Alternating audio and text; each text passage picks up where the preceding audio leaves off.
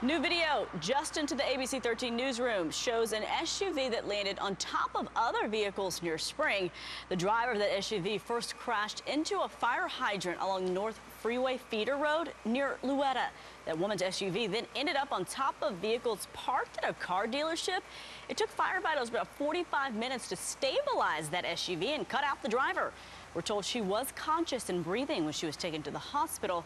It's not clear how this crash started. Well, breaking news. Video shows the aftermath of a crash that killed two people who were walking across the street on Houston's south side. The SUV finally came to a stop after hitting a utility pole.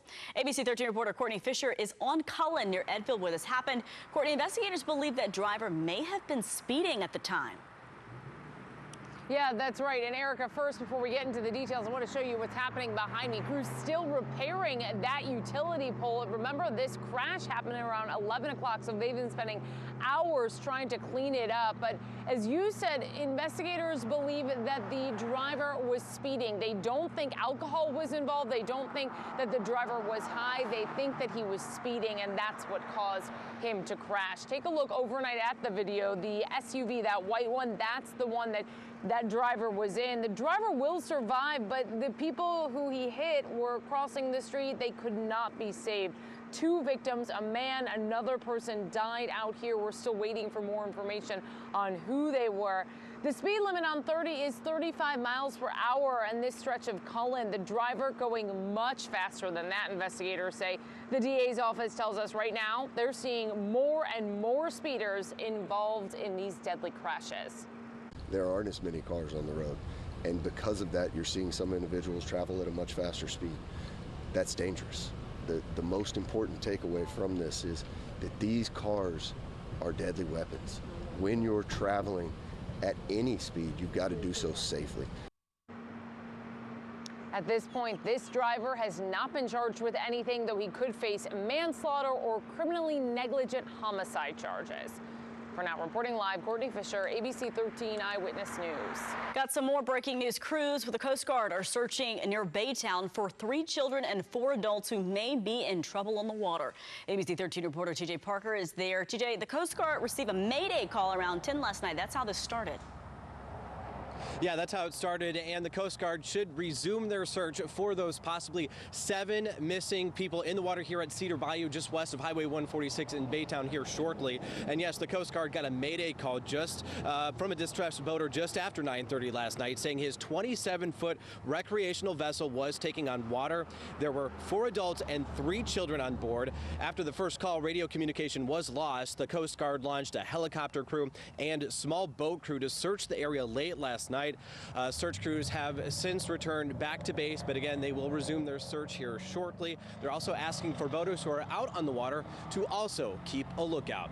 Reporting from Baytown, I'm TJ Parker, ABC 13 Eyewitness News. TJ, thanks. Also breaking, we're going to check in with Houston Police Department today about information about a baby who was shot overnight. HPD tells us there was a disturbance on Envoy Street near Colton. That's in the Homestead and Little York area. Police were notified once the baby was taken to the hospital about 2 a.m. Officers tell us that child is stable. ExxonMobil says everything is safe at its Baytown Olefins plant. One of our photographers captured this video of a flare burning at the plant on Decker Drive when we were on the air about 4:30 this morning. In a statement, ExxonMobil says it experienced some kind of operational issue which resulted in that safety flare. Again, we're told there's no need for concern. This morning, oil futures are now trading about $20 a barrel. Yesterday, prices plunged below zero. ABC 13 reporter Jeff Ealing is in Southwest Houston. Jeff, Texas is taking the brunt of this free fall. Certainly is, Erica. Good morning to you. The petroleum industry makes up about 10% of the Texas economy. One expert we spoke with said with demand at an all-time low, there just isn't any place to put the oil that's being pumped out of the ground right now. The energy sector should be bracing for some long-term pain. Oil prices collapsed because global demand is dried up and oil production still has not been cut to match that decrease in demand. Right now, simply more oil than places to put it. Some industry experts say that if oil prices remain below $20 a barrel for an extended time, many independent oil companies in Texas could go bankrupt, and that could cause thousands of people to lose their jobs. However, if global shutdowns are lifted and demand returns, things could get better for oil companies rather quickly. But right now, things do look bleak for the oil industry and the people who work in it. Unfortunately, you're going to see a number of companies go out of business. And that's going to obviously affect the employees. It's going to affect the people who worked in the oil field. It's going to affect all the people who supply those companies. And it's going to be tough for a lot of people. U.S. oil producers have cut back on their production, but it could take months for that to have any real impact on prices. Reporting live, Jeff Ealing, ABC 13 Eyewitness News. Today, 4 more HISD campuses will be distributing free meals to families. Here's a look at the locations. This morning at 9 a.m., food will be handed out at Foster Elementary and Kennedy Elementary. At 11 a.m., Marshall Elementary will give out free food. Then at 3 p.m., it's Revere Middle School and Madison High School. Locations for HISD's food distribution changes daily. For a list of pickup sites, just go to abc13.com. Alita.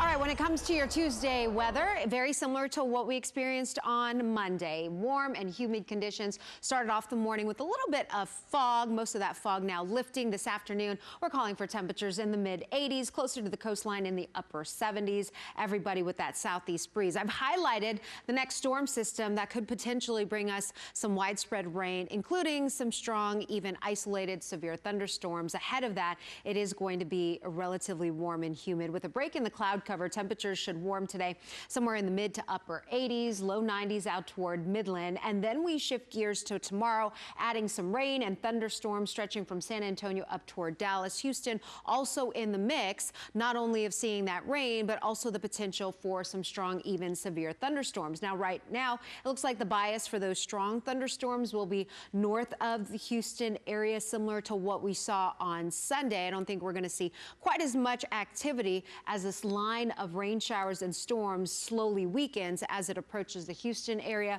This is that disturbance ahead of that cool front. Eventually overnight into early Thursday morning, that boundary will be shifting and pushing offshore. Not before it draws in a little bit of moisture, maybe some damp roads as you wake up on Thursday morning. For some of our essential workers getting out on the roads, expect some slick roadways, especially north of the I-10 corridor. Now, potential rainfall totals less than a half an inch for most areas, but we could see some isolated spots between 1 to 2 inches. We get a humidity drop behind that cool front, and temperatures will warm near record heat on Friday.